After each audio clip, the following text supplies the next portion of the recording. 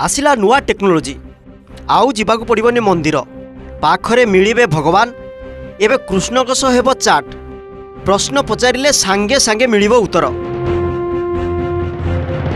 प्रजुक्ति विद्या एवं विश्वासर ही नुआ जुगरे लोक माने एबे ईश्वर सह जोगाजोग करिबा पई एआई व्यवहार करुछंती।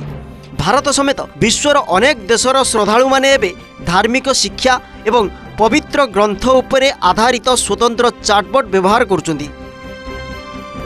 पूर्वरु लॉन्च होइतिबा टेस्ट विथ जीसस आप यूजर मानकु जीशु कृष्णक सह चाट करिवार सुजोग दिए। सेहीपरि कोरान जीपीटी इस्लामिक शिक्षा उपर आधारित एक प्रश्न उत्तर प्लाटफर्म।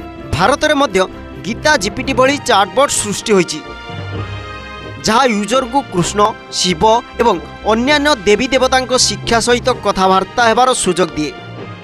एही गीता जीपीटी को राजस्थान जड़े युवक डेभलप करछंती। या भगवत गीतार 700टी पवित्र श्लोक उपर आधारित एक एआई चाटबॉट एवं भगवान कृष्ण परी प्रतिक्रिया देवा नहीं यहाकू डिजाइन करा जायछि। यहाकू निज समस्या को नहीं प्रश्न कले जो उत्तर आसीबो लागिबो सते जेपरि आपण स्वयं भगवान कृष्ण सहित कथा होउछंती।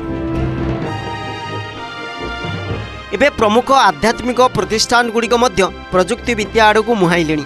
Isha Foundation Miracle of Mind नामक एक आप लॉन्च करिछि जेउथिरे ध्यान एवं आध्यात्मिक चेतनार मार्गदर्शन रहिछि। फाउंडेशन कहिछि जे यार उद्देश्य होउछि प्राचीन ज्ञान को आधुनिक उपाय लोकमानक पाखरे पहुंचाइबा। 2025 महाकुंभ मेला रे एआई मध्य इतिहास रचिथिला।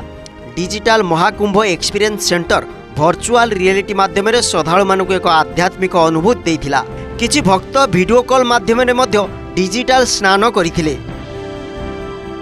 तेबे से गीता जीपीटी हो कि मिराकिल ऑफ माइंड एही पदक्षेप गुड़िक दर्शाउछि जे भविष्यतर आस्था डिजिटल ही हेबो। Bureau report OTV.